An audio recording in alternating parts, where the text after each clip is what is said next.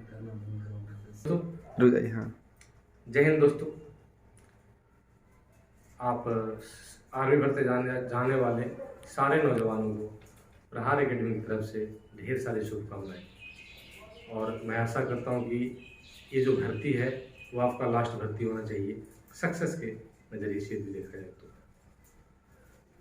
जिस प्रकार से कटिहार में भर्ती चल रही है और आप लोग भर्ती जाने वाले हैं, खास करके गया एयरवॉल को मैं बताना चाहूँगा कि जिस प्रकार से कटिहार में भर्ती ले रहा है या लिया जा रहा है, तो वहाँ पे देखा जा रहा है कि कुछ लड़के, कुछ जो नौजवान हैं, वो खुद की गलती से फिजिकल क्वालिफाई होने के बाद भी वापस आ रहे हैं। तो वो गलती उनकी खुद की होती है। तो आज मैं उसी के बारे में बताऊंगा आप लोगों को कि वो गलती कौन कौन सी है, वो गलती कहाँ करते हैं और उस गलती से हम कैसे बच सकते हैं।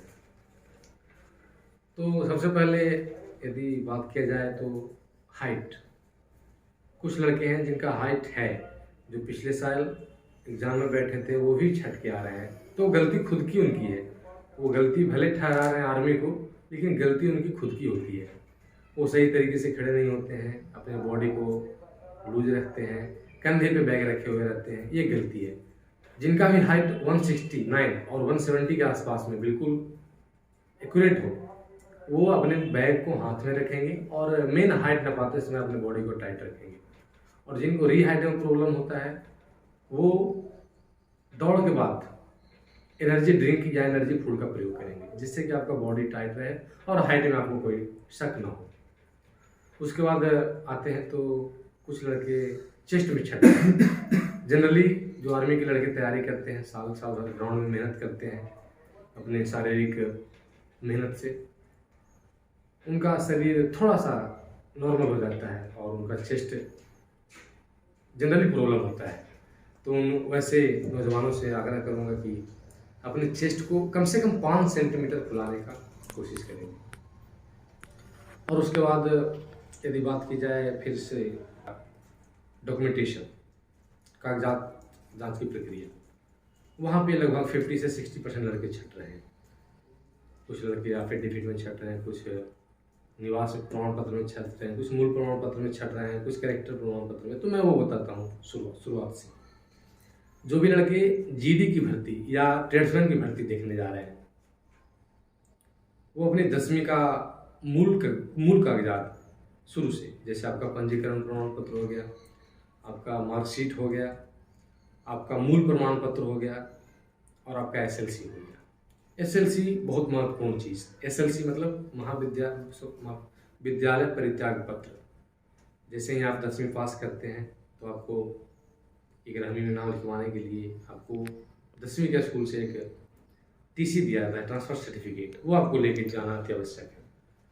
और उसके बाद बात किया जाए तो मूल प्रमाण पत्र। यदि आपका 3 साल हो गया है 10वीं पास किए हुए, तो आप मूल प्रमाण पत्र लेके जाएं। और यदि उससे कम हुआ है, 1 साल 2 साल हुआ है, तो आप प्रोविजनल प्रमाण पत्र लेके जाएं, आपको नहीं बाहर किया जाएगा। और उसके साथ जो लड़के क्लर्क, टेक्निकल और नर्सिंग असिस्टेंट की भर्ती देखने जा रहे हैं, वो 10वीं का तो सारा डॉक्यूमेंट लेके जाएंगे नहीं, साथ में 12वीं का भी सारा डॉक्यूमेंट अपने साथ में लेके जाएंगे। जैसे आपका रजिस्ट्रेशन हो गया, पंजीकरण पत्र, उसके बाद आपका प्रवेश पत्र, जो एडमिट कार्ड आपको मिलता है एग्जाम के समय, वो है। उसके बाद आपको मूल प्रमाण पत्र, जो सर्टिफिकेट है, यदि आपके पास नहीं आया है, कॉलेज में 3 साल नहीं हुआ है, तो आप प्रोविजनल लेकर जाएंगे। और मार्कशीट जो आपको 12th पास करने के बाद दिया जाता है, वो आप लेके जाएंगे। CLC यदि आपके पास नहीं भी है तो चलेगा, लेकिन अगर आपके पास टाइम है, आप में कॉन्फिडेंस है कि मैं इस बार दौड़ को निकालूंगा, दौड़ में क्वालिफाई करूंगा, तो किसी भी प्रकार से CLC भी आप साथ में रख लेंगे, वो आपको ज़्यादा भारी नहीं लगेगा। साथ में रहने से यदि ऑप्शन है वो मांग दिया तो हम दे देंगे, मेरे पास कोई चीज़ की कमी नहीं होनी चाहिए। अब आते हैं वैसे कागजात जो हमें बनवाना पड़ता है स्पेशल आर्मी की भर्ती जाने के लिए। उसमें सबसे पहला स्थान आता है आपका आवास प्रमाण पत्र, निवास प्रमाण पत्र, जो SDO लेवल से बनाना होता है, सब डिविजनल ऑफिसर यानी अनुमंडल कार्यालय से। उसमें अनुमंडल कार्यालय के जो SDO हैं, सब डिविजनल ऑफिसर हैं, उनका प्रिंटेड साइन सिग्नेचर होना चाहिए और QR कोड होना चाहिए। फोटो नहीं भी है तो चलेगा, फोटो है तो भी चलेगा, दोनों ठीक है। डिजिटल सिग्नेचर और QR कोड ये होना आवश्यक है। फोटो है तो भी चलेगा, नहीं है तो भी चलेगा, दोनों वैध हैं। उसके बाद आप आते हैं आचरण प्रमाण पत्र पे। आचरण प्रमाण पत्र जो आपको पुलिस अधीक्षक यानी SP महोदय के द्वारा प्रदान किया जाता है, और एक आता है आपका जो ग्राम कचहरी के सरपंच होते हैं वो बना कर देते हैं। तो ये दोनों होना चाहिए। बहुत सारे लड़के कहते हैं कि SP से बनवा लिए तो सरपंच का कम वैल्यू है, सरपंच से बनवा लिए तो SP का नहीं होना चाहिए। नहीं, आपके पास दोनों आचरण प्रमाण पत्र होना आवश्यक है। और उसके बाद आते हैं अविवाहित प्रमाण पत्र, जो आपको बनवाना पड़ता है आप अपने ही ग्राम पंचायत के सरपंच के द्वारा।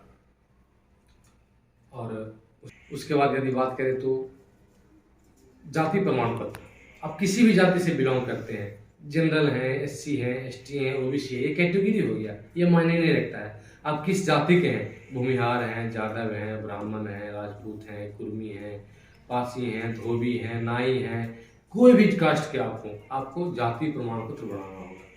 वो आपका अनुमंडल कार्यालय से होना चाहिए और सरपंच से होना चाहिए।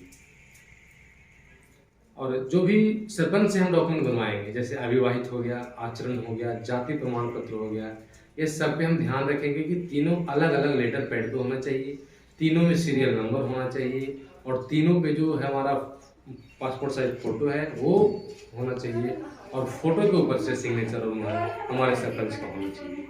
और जो जाति प्रमाण पत्र के बारे में बात कर रहा था, वो आपको सरपंच का तो चाहिए, साथ में आप SDO से बनवा लेंगे, सब डिविजनल ऑफिसर यानी अनुमंडल से, वो आपको माना जाएगा पहले। उसके बाद यदि बात करें तो आपको एक एफिडेविट की आवश्यकता होती है, अपने गार्जियन से बना के ले जाना होता है, जो आपके कोर्ट से बन के आता है। उस एफिडेविट में पिछले साल बहुत सारे लड़के छटे थे और इस साल भी छट रहे हैं, तो खासकर आपको एफिडेविट का ध्यान देना होगा किस प्रकार से उसको कंप्लीट करें। तो उसमें आपको कॉलम, सबसे पहले तो आपको 10 रुपये का कम से कम स्टाम्प पेपर होना चाहिए, उस पर नोटरी का टिकट होना चाहिए, नोटरी का मुहर होना चाहिए, ये सब उसमें देख लें कि उसमें है कि नहीं। और सारे पेज पे, बहुत सारे लड़के बनवाते हैं तो सिर्फ पहले पेज यानी जो स्टाम्प पेपर है उस पर मरवा लेते हैं मुहर, वो काफ़ी नहीं होगा। जितना भी पेज पीछे है, 2 पेज 3 पेज, जो भी आपका पेज पूरे कॉलम है, उस सब पे आपका नोटरी का मुहर होना आवश्यक है, तभी वो आपका वैध माना जाएगा। और उसमें जो भी कॉलम है उसको आप पूर्ण रूप में भरेंगे। और बात कर रहे थे एफिडेविट के बारे में।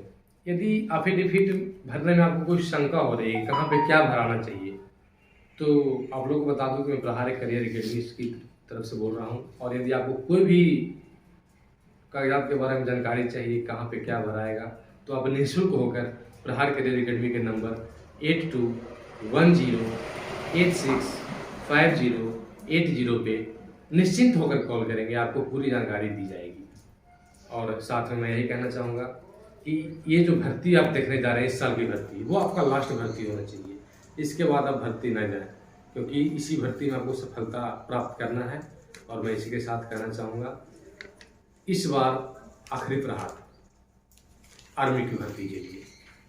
और अंत में आप सभी नौजवानों से अनुरोध है कि भर्ती प्रक्रिया पूर्ण रूप से स्वच्छ है, किसी भी झांसे में न फंसे।